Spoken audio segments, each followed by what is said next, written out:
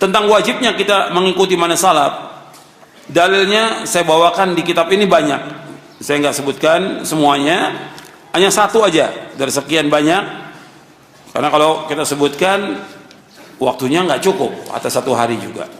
Ya, ini banyak saya sebutkan, lebih dari 50 dalil dari Quran, Sunnah, kemudian athar para sahabat, athar para tabi'in, kemudian penjelasan para imam ahlu sunnah tentang masalah ini. Ini dalilnya banyak. Sekarang antum buka satu di antara sekian banyak dalil. Sebenarnya banyak yang perlu kita lihat. Di antara sekian banyak dalil, antum lihat ayat surah An-Nisa ayat 115 tentang hujahnya manhaj salaf dan wajibnya kita mengikuti manhaj salaf. Surah An-Nisa ayat 115.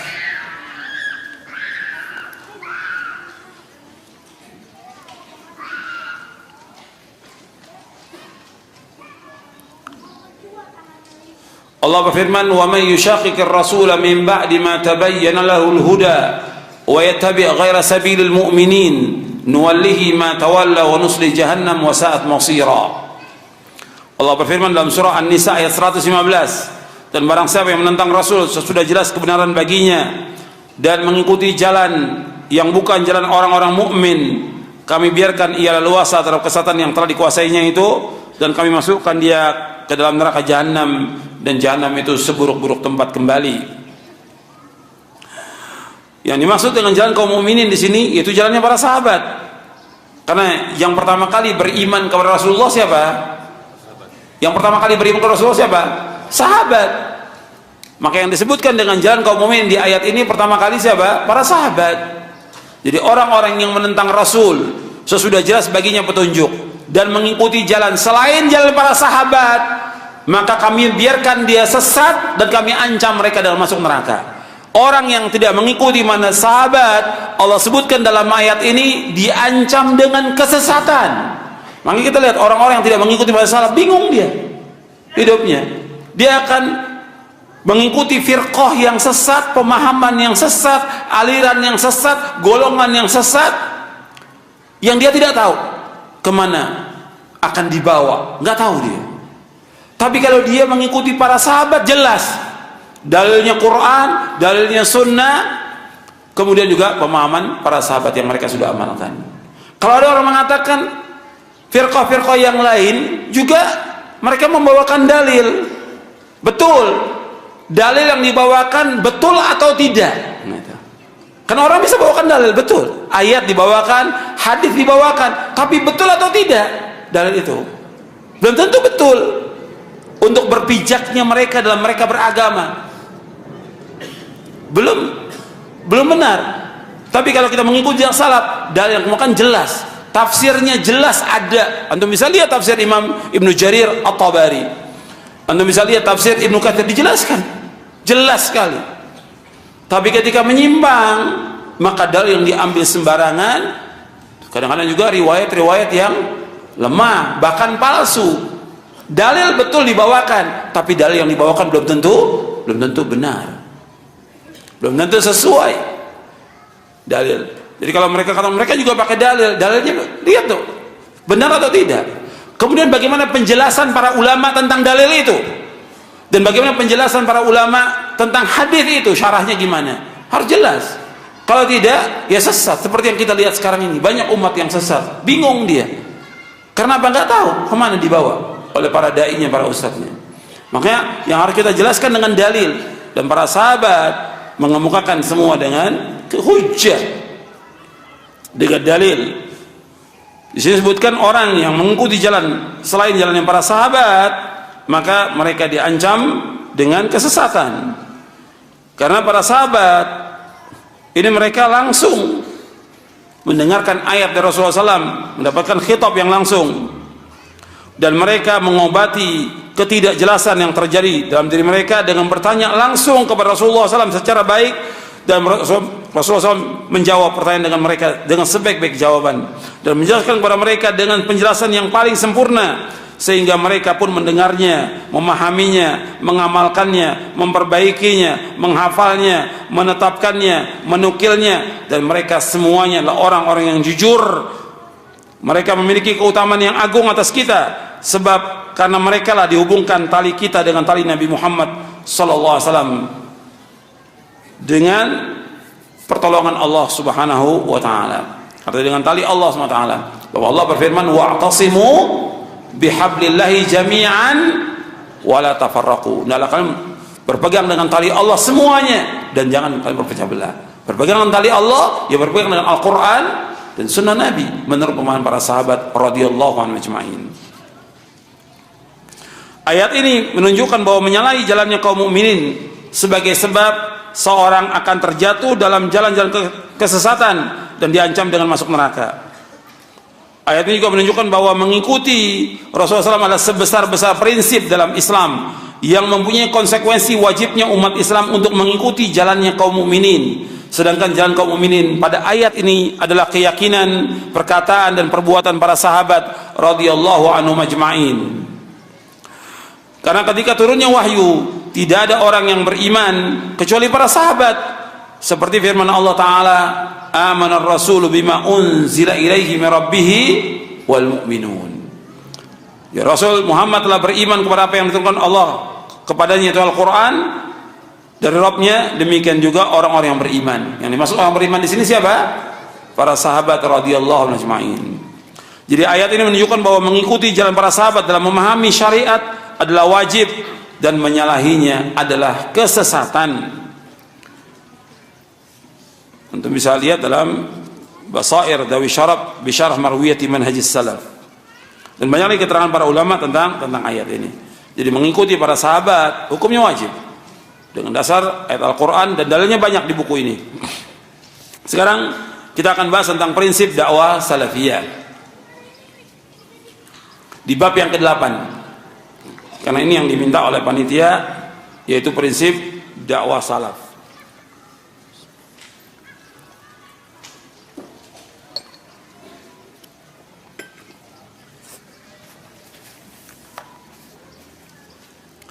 Prinsip dakwah salaf antum lihat di bab yang ke-8 di halaman 265. Jadi kembali kepada Al-Quran yang pertama. Yang pertama, kembali kepada Al-Quran dan Sunnah menurut pemahaman salafus saleh. Ini prinsip dakwah salaf, dan ayatnya sudah kita baca tadi. Dan Nabi juga menyebutkan bahwa jalan menuju kepada Allah itu hanya satu. Jalan menuju kepada Allah itu hanya satu, yaitu mengikuti Rasulullah dan para sahabatnya radhiyallahu ajma'in. Kata Abdullah bin Mas'ud radhiyallahu anhu, antum lihat, khatta lana Rasulullah SAW khattan biyadihi thumma qala hadha sabilullahi mustaqima, wa khatta khututan an yaminihi wa shimalihi thumma qala hadhihi subulun mutafarriqatun laisa minha sabilun illa alaihi syaitanun yad'u ilaihi. Thumma qara qawluhu ta'ala wa anna hadha sirati mustaqiman fattabi'uhu wa la tattabi'u subula fatafarraqa bikum an sabilihi dzalikum wassaakum bihi la'allakum tattaqun. Rasulullah SAW membuat garis dengan tangannya, kemudian bersabda, ini jalan Allah yang lurus. Lalu beliau membuat garis-garis di kanan kirinya.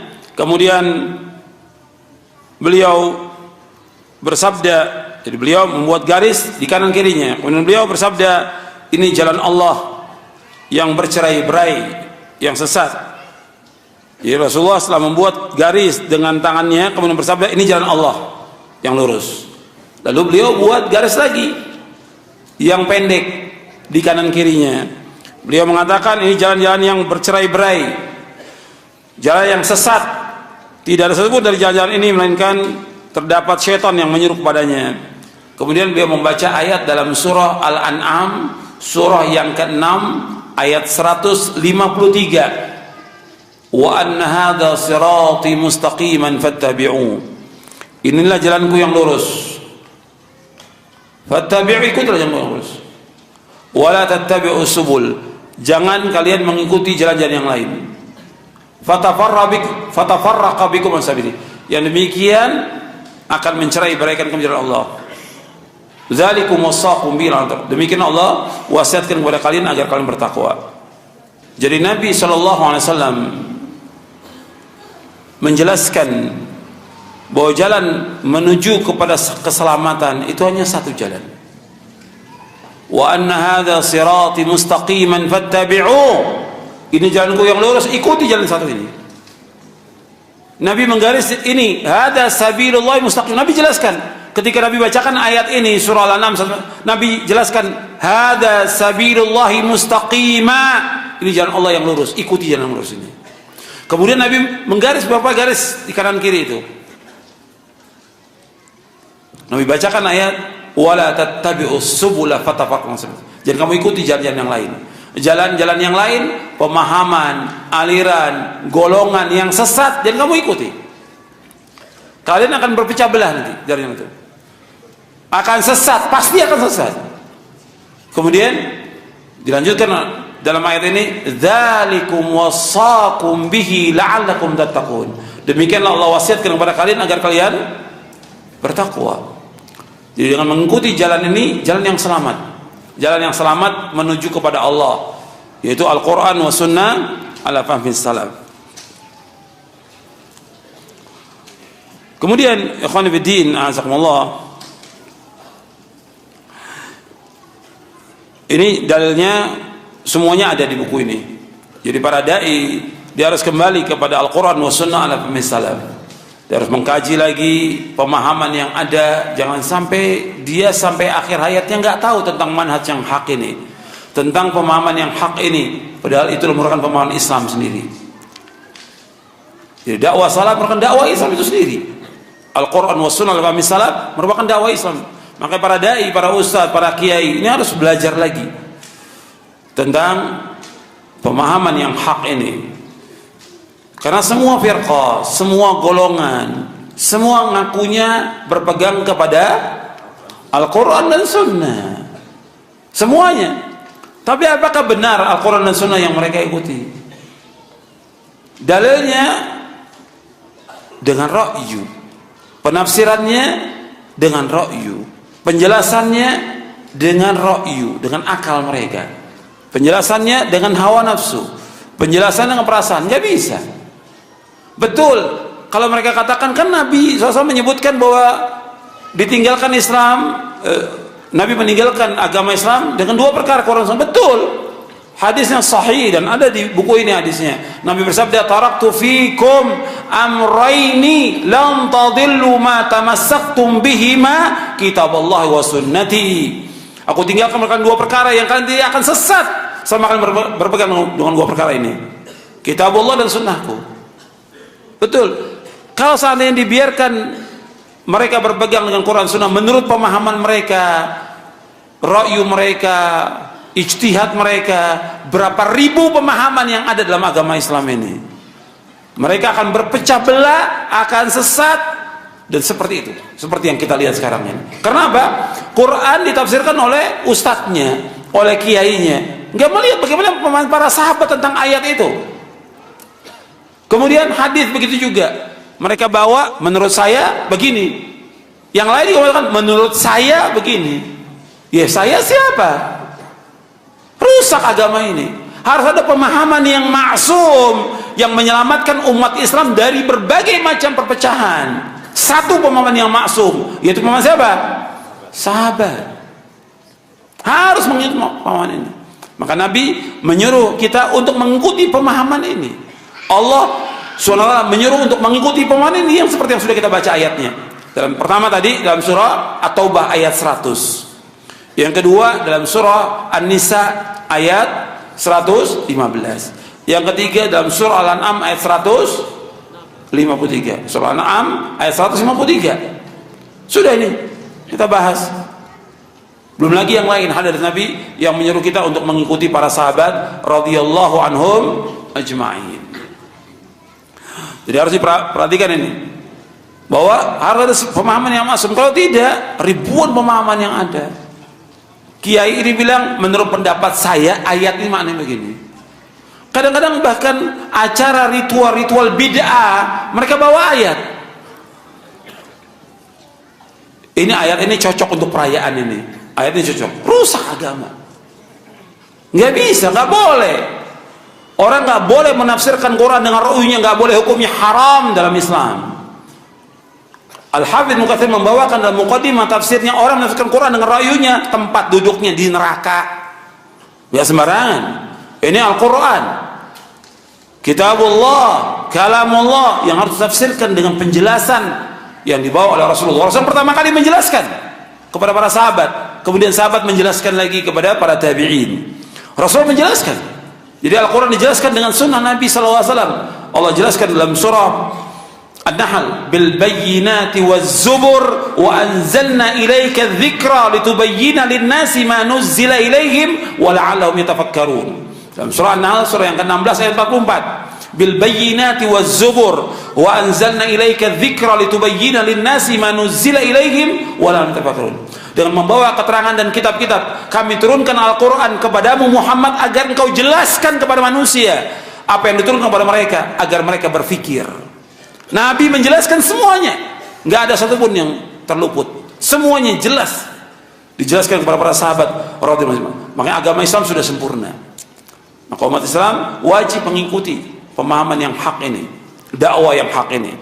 Makanya para dai, pertama kali para dainya, para ustadznya, para kiai, ajengan harus ikut, ulamanya harus ikut kepada pemahaman ini. Kalau enggak sesat.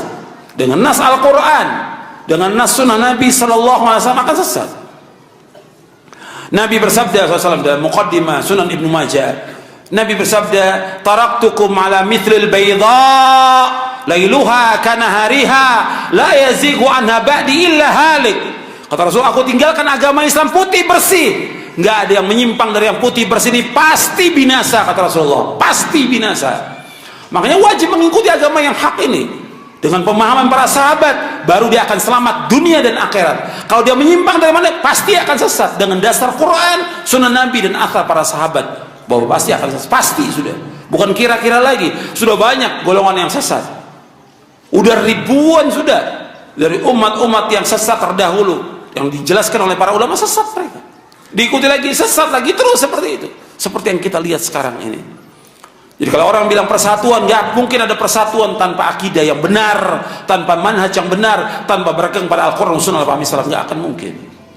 Harus kembali kepada Quran, Sunnah, al-Fahmi salaf. Ini yang diperintahkan oleh Allah dalam Al-Quran, diperintahkan oleh Rasulullah Sallallahu Alaihi Wasallam.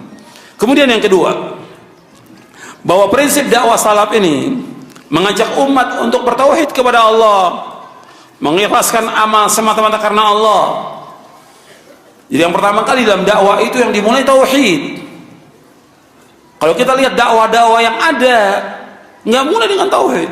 Ada yang mulai dakwanya dengan fikih, ada yang mulai dakwanya dengan masalah ekonomi, ada yang mulai dakwanya dengan politik, ada yang mulai dakwanya dengan yang lainnya. Yang harus dimulai dakwah ini adalah tauhid, tauhid. Sedikit orang mendakwakan dakwah tauhid. Orang akan faham tentang agama yang benar dengan tauhid. Seluruh nabi, seluruh rasul alaihi wassalatu wassalam memulai dakwanya dengan tauhid. Sebagaimana Allah berfirman di dalam surah An-Nahl, surah yang ke-16 ayat 36, Allah berfirman, "Wa laqad ba'atsna fi kulli ummatin rasulan an i'budullaha wajtanibut taghut." Dan sungguh kami telah utus pada setiap umat seorang rasul. Setiap rasul dakwanya an'budullah, hendaklah beribadah kepada Allah, wajtanibut taghut, dan jauhkan taghut, semua yang disembah selain Allah, taghut. Suruh beribadahnya kepada Allah saja, tidak kepada yang lain. Yang dakwakan oleh para anbiya wa rasul alaihi wassalatu wassalam, dakwah tauhid. Bagaimana manusia ini beribadah hanya kepada Allah saja.